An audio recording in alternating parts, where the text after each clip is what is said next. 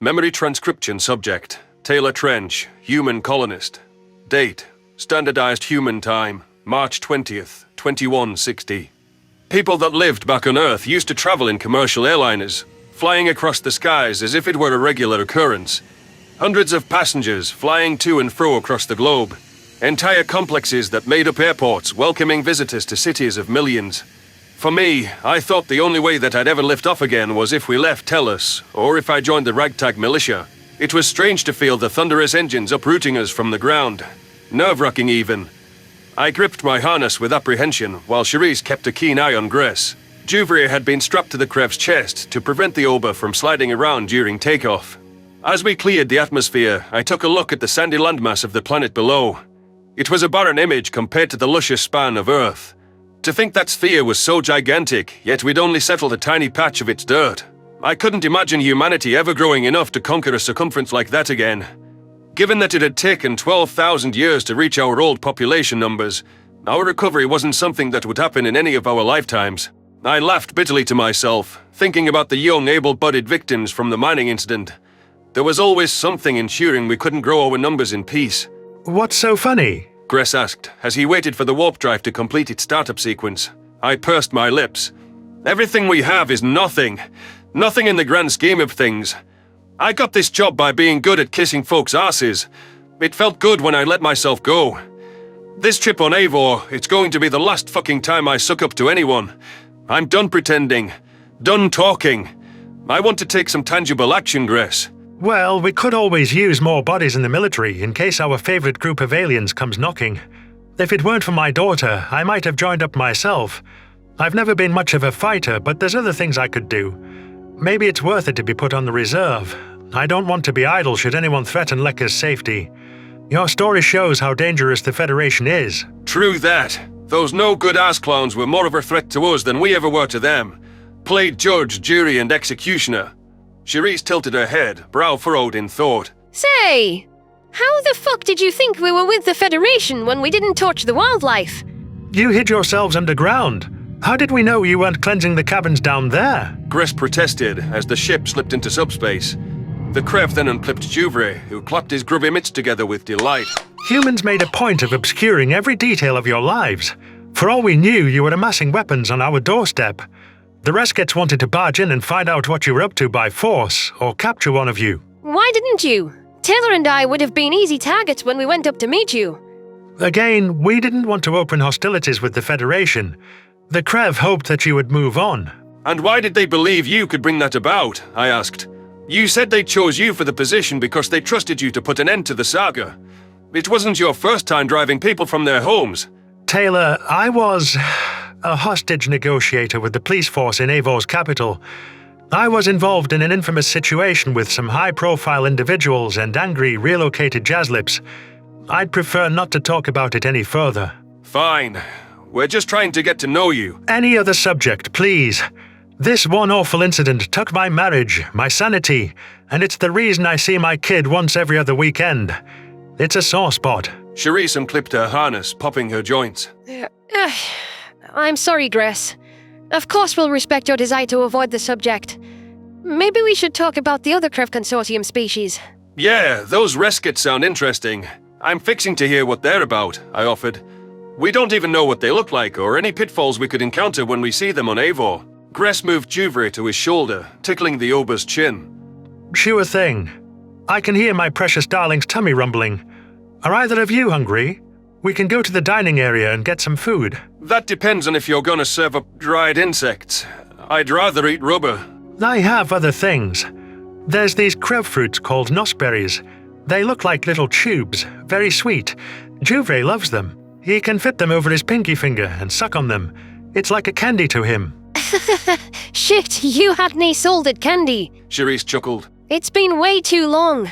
I still remember Halloween, trick-or-treating for candy, door to door until our baskets were full to the brim, given out by total strangers. A day of such wholesome innocence. I smirked to myself. You left out the part where we dress up in spooky costumes. I remember dressing up as a dinosaur. I'm certainly glad that sweet berries are up your alley and bringing up fond memories. Gress interjected. I'm sure Krev would be Very happy to pass out sugary things to human kids if they wanted to go door to door on Eivor, any time of the year. Please, come with me. I'll go over the other 4 consortium species during prep time.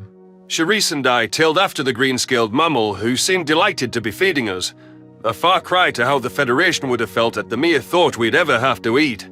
I'd wager Gress would happily spoon-feed us if we asked, given how apparent his enjoyment of pampering Juvre was.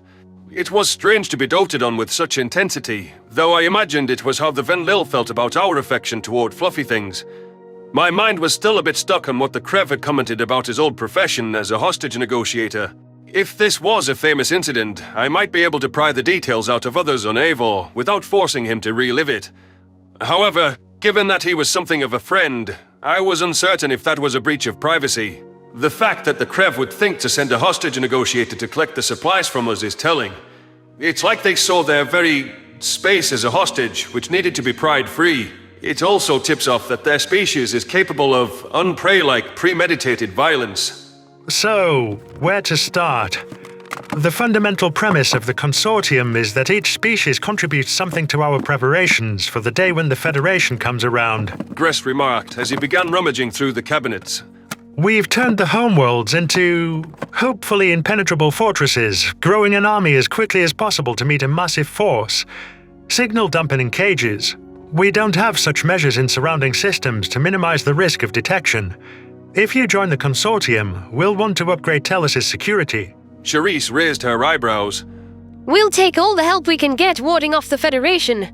Or more preferably, boatloads of assistance hiding ourselves. Of course. We know if they see that we're hiding you humans, a species they believe they wiped out, it'd make the consortium their #1 enemy. It's in our best interest that you stay off the radar, especially if they find out about your escape and come looking. It's our mission to protect innocent races like you, so fret not. We won't forsake you in your time of need. Like I said before, any human refugees that want to join us or start an enclave on Eivor, you'll have sanctuary. I appreciate that, Gress, but as you well know, we're concerned with maintaining our culture. Rebuilding our numbers, I said. Splitting up the colony with how close we are to the minimum viable population, it's not a good idea. We might be able to help with that. I know it's not a decision you can make alone, but we have ectogenesis chambers, artificial wombs. Perhaps, if you're comfortable with it, Krev could raise some human children and teach them your culture. It would shorten the duration needed to expand your numbers. I hope you're not planning to raise them like obers. Of course not. You're sapient. I understand your concerns given our tendency to infantilize you, but we'd love and nurture you. We can send them to Tellus once they're grown up enough. I know for certain that once we get the defenses built up and mask the signals, we'll help you build a proper city above ground. Any amenity you want or need, just ask. Charisse tilted her head in thought.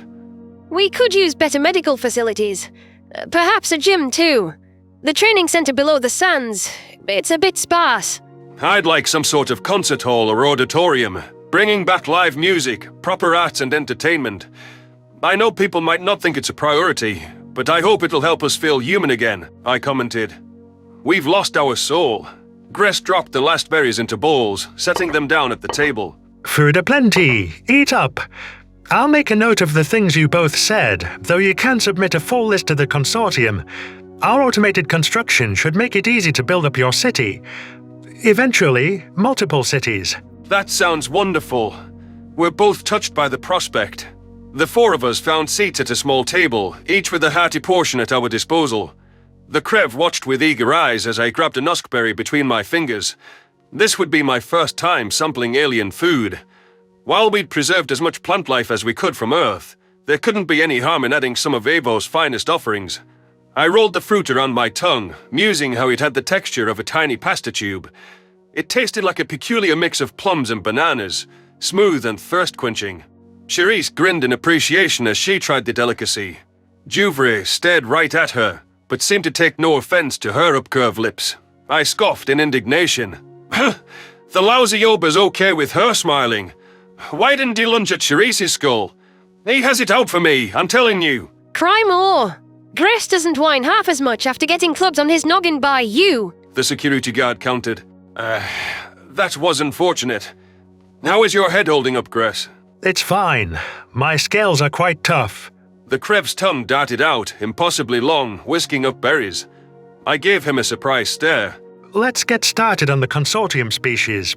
Before I find myself drafting up a 100-part plan to save your species, you wanted to talk about the Reskets, Taylor. Any place to start is good with me. All right then. As I stated, each consortium species takes on a speciality for the group's protection, to prove their strategic value.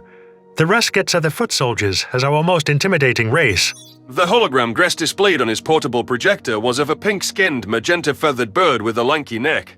It had long, dry legs as well. This was the most fearsome race in the consortium. The Reskets are the final defense if there ever was an EMP or cyber weapon that neutralized our automated forces. They also specialize in domestic security, putting down any revolt. They train other soldiers to join our ranks since they're too big for close-quarters combat. At least on non-Krev ships, which aren't built to fit their size. Cherise squinted. Hang on. How big are they exactly? 6 techs tall. 9 feet. The translator decided. Don't let their size fool you into thinking they're slow or clumsy. They can run up to 35 miles per hour. and cover twice your height in a single stride. If you piss a Resket off, you're best off not running.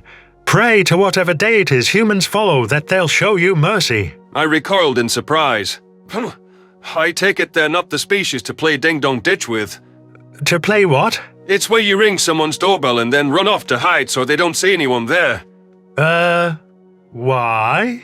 I don't know. It's funny to make them look, I guess. Gress pondered it for several seconds. Uber Enterprise. It's a phrase we have which speaks to a primate's penchant for silliness and mischief. I suspect this falls under that rain shield. Yeah, we are little shits sometimes. Funny enough, we have a similar saying, monkey business, also meaning goofy hijinks. I see a primate's tendency to get into trouble transcends worlds. Imagine the trouble sapient ones can cause. Case study Taylor. Cherie snickered. I grabbed a berry from my bowl, chucking it at her face in full outrage. Gress seemed surprised by my accuracy as the throw connected with the tip of her nose. Witnessing the playful bout, Jouvre shrieked and grabbed a fistful of berries from his bowl. The Ober flung them at me. Of course he targeted me, not Benson, without hesitation, splattering fruit juices all over me. The non-sapient primate received a withering look from me after he immediately hid behind the Krev's back, using his owner as a shield. I leapt from my chair, trying to find a better angle to pelt Jouvre. Cherise was no longer my primary target. That monkey was going to get it. Please, stop. I'm impressed with your precision, but stop. You're going to make a mess. Gress pleaded. I don't want to be in the line of fire. Jouvre is an animal. He was just mimicking your behavior. I pointed at the suddenly bashful Ober. He went for me. You're letting him hide behind you, so you're putting yourself in the way. Taylor has the maturity of an Ober, so he'd be happy to get into a shit-flinging fight with an animal. Cherie snickered. Sit down, Trench. Make us look slightly respectable. Yes, Mother. Jouvre won't get away with this, though. I mean, this red shit's all over me now. I probably look worse than I did during the fucking mining accident. Go on about the consortium species, Gress, before I change my mind. Right then, I guess we're pretending that didn't happen. The Krev blinked several times before pulling up the image of an oversized pink worm with stubby arms. These are the Smigglies. I'll move on with them since there's not much to explain about their contributions. They're dead weight. Their homeworld has little strategic value to us due to its location and their general apathy. Why would they be apathetic about the Federation? I thought the whole point of your organization is to stay away from them. Cherise murmured. It's simple. They're the furthest away, so they think they'd be the last ones attacked. And have ample forewarning. Whereas Esquire was 1 day from Sivkit territory, and Devour is a much more comfortable 7 days away. The Smiggy planet is 13 days travel from Federation space. Almost double the distance. Therefore, they lack motivation. They claim their entertainment provides us a morale boost, but we all know they're not doing their part. I slumped back in my chair, finishing off the berries. Dead weight is a pretty harsh descriptor. Make your own judgment. Just don't bet on them to have your back in a fight. Oh, and something you should know. They're hermaphroditic, so don't go addressing their representative with gendered terminology. They all have both parts. Gotcha. That's good to know. We've never encountered a sapient species like that. So, we've got the Jazzlips, the Reskets, and the Smiglies. Who's the final duo? I'll save the best for last and start with the Ulchids. Ress's hologram depicted a strange creature with sleek brownish-grey skin, a tapered snout, and a fin on top of its body. Its flippers appeared to double as hands or forepaws, while its tail acted as a single leg. The Ulchids are tripedal, as I can see you've noticed. Their hind leg is powerful enough to stand on by itself for certain activities. They do much of the legwork, pun intended, on comms and logistics. It's important to be able to talk interstellar and supply your forces and civilians during any crisis. 3 legs. That's also a new one. Cherise commented. I nodded, stapling my fingers. I'd like to see how they move about in action, but I suppose we should finish off the list. What did you mean by the last ones being the best? The Trumbill. Their shells are bioluminescent, and perhaps that's why they're so comfortable around electronics. Gress displayed the image of a reptilian biped with a massive glowing shell on its back. They specialize in anything tech, drones or AI. Their newfangled weapons and automated fleet might give us a chance. The Tinkerers, the champion engineers. I see.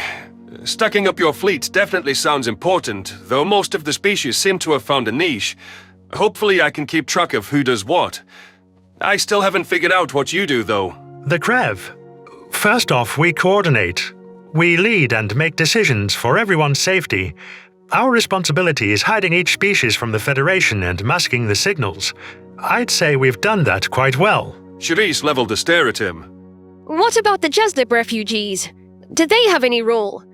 It might give us an idea about what's expected of humanity as refugees ourselves. In fact, the Jazzlips do wonderful work on the preparatory side, and the fact they have communities on each world's poles makes it perfect for them. Their role is building defenses and bunkers as well as planning evacuation routes, should it ever be necessary.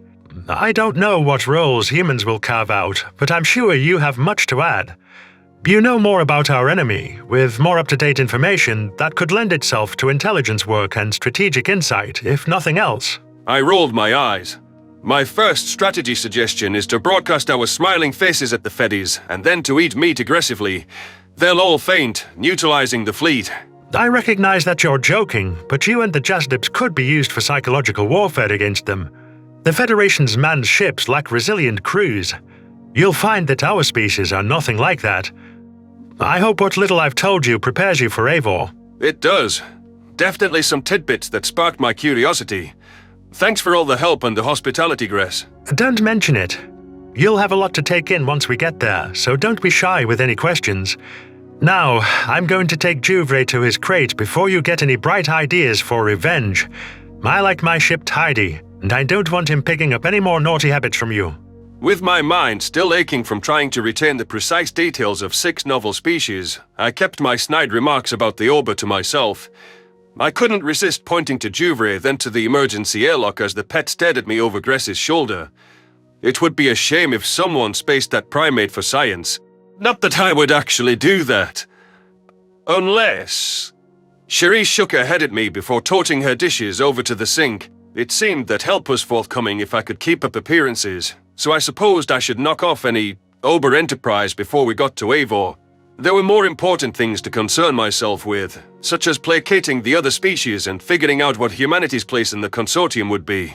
Maybe one day, with the Krev aiding our restoration efforts, we might be capable of fighting back against those Federation bastards. Making them pay for Earth was a much more serious vendetta than my food fight with Juvre.